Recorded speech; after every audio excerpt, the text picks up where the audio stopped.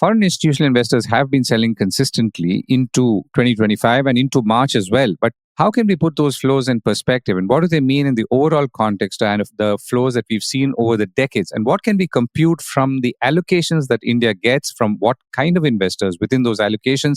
And what could they go to in coming months? Also in the context of flows towards China and other markets that we've been seeing. I reached out to the London-based Arvind Chari, Chief Investment Officer at Q India UK, affiliate of Quantum Advisors India, and I began by asking him how he was seeing the current trend of FII selling into the coming months. Just to give you a perspective to your listeners, if I look at over the last 20 years, if I look at foreign portfolio investments into public equities, in the last 20 years, we've seen about at cost as of end December, and I'll give you recent numbers as well. As of end December, at cost, the investments done by foreign investors in equities was about $200 billion, which in market value terms had increased to about $850 odd billion. So that's the perspective, 20-year data, 200 billion at cost, 850 billion around at market value terms. Of course, we've seen some outflows. So since September, I think we've seen about $25 billion of outflows.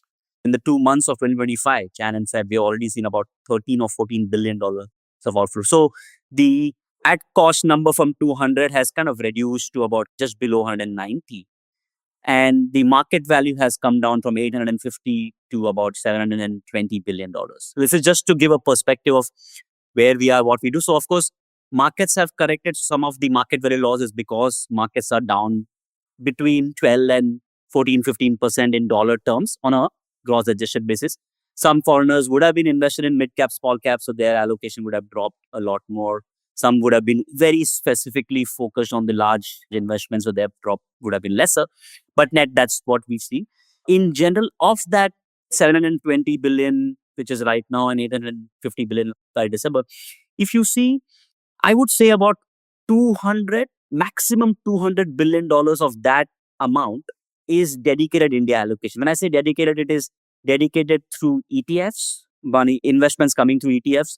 It is dedicated through active funds, and it is allocations made by very large investors like pension funds, sovereign wealth funds, university endowments, their direct allocations to India. The rest amount is what we call global flows. So global funds, global emerging market funds and their India allocations, or these same large investors, pension funds, endowments, university endowments, sovereign wealth funds, their allocation to India through an emerging market allocation. So that's the way to think about it.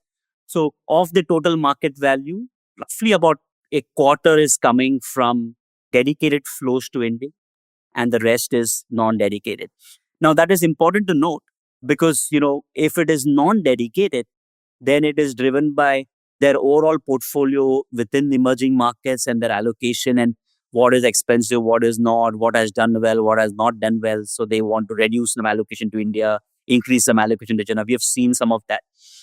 In the dedicated flows as well, India did see a lot more passive flows as compared to active flows in a dedicated flow as well. And we've seen some of those going up. So it could be again be a function of India doing better and people taking money off, or just the worry that growth is slowing down, valuations are expensive, market is correcting, momentum is slowing down, and they're taking money off. And that you will see more of that in passive flows, which is coming into equity. If you look at in the active space also, there was one category of investors which had a lot of India dedicated flows was Japan. India did see reasonably large amount of flows in the last 2 years from Japanese investors into India dedicated ETFs and India dedicated funds.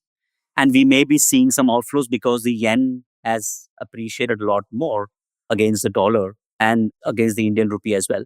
So you may be seeing some outflow. So this is just the color of, where we are, what we are seeing. Right. So the question then is, this is how it's been so far. And from what I gather from what you're saying, the 25% is something that we should assume as somewhat given because these are people who researched India, understand India, have a long connection with it. My question really is, how are things looking forward from here as we are in the middle of everything else in March 2025? Now, as I've said to you before, and I've written about this as well, if I look at the global pool of money invested in India, it is less than 1% of what is total available. So again, I'll give you some numbers. $300 trillion is what I believe is global assets under management of Again, pension funds, sovereign wealth funds, central banks, endowments, very rich individuals which are invested in asset management companies. And if I total that all up, insurance companies, it's about 300 trillion. And if you look at that $850 billion of market value, that is less than a third of the allocation. Even if you assume that the entire 300 trillion is not subject to global investing and only a third of that will be available for investing in other countries apart from the home country, we are still less than 1%, right, in public equities. Whereas if you look at our share of global GDP, global market cap is already close to 3.5%, 4%.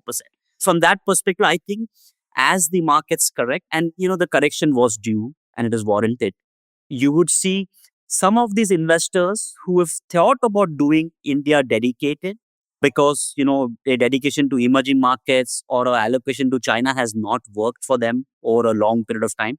Whereas Indian public equities has been a stellar performing and it remains the best asset class to own globally in public equities. A lot of these investors will start looking at it and say that, markets have corrected, valuations are attractive, and we don't have our reasonably sized allocation, and should we make that allocation? And another thing that is driving that is India's weight now in the what we call the MSCI All Country World Index is closer to 2%, just above that. That's a time when we saw investors looking at China and they started looking at dedicated allocation to China a decade back. Maybe we are seeing something very similar with India as well, as India's weight in the global index becomes larger. This weight, Arvind, was higher 6 months ago. Of course, it was about 2.4-ish%.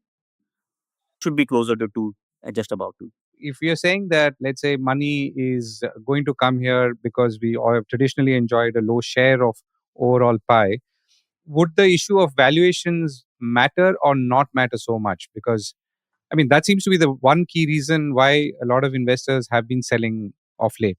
And even at this point of time, India is more expensive than China, which people are thinking is more attractive right now. Govind, there are 2-3 ways to look at that. The fact that valuations are expensive is also a function of growth. So the expected growth that people anticipated to come in different sectors has not come through, and it has not come through for the last decade. India has not grown beyond that 6.5% average GDP growth.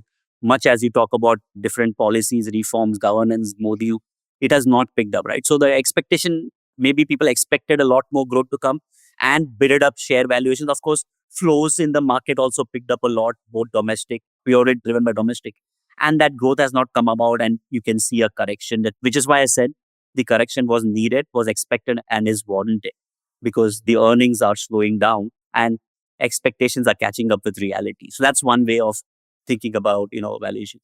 Other is India should be thought about in a strategic sense. Like, if global investors want to make a long-term strategic allocation, that is what India should be in their portfolio.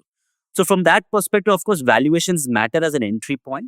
But when these large investors, say the pensions or sovereign wealth funds, when they take a call on India investing, it should be a 5, 10, 15, 20-year time horizon, right? So entry points do matter. And so, they will start kicking in when valuations are relatively inexpensive.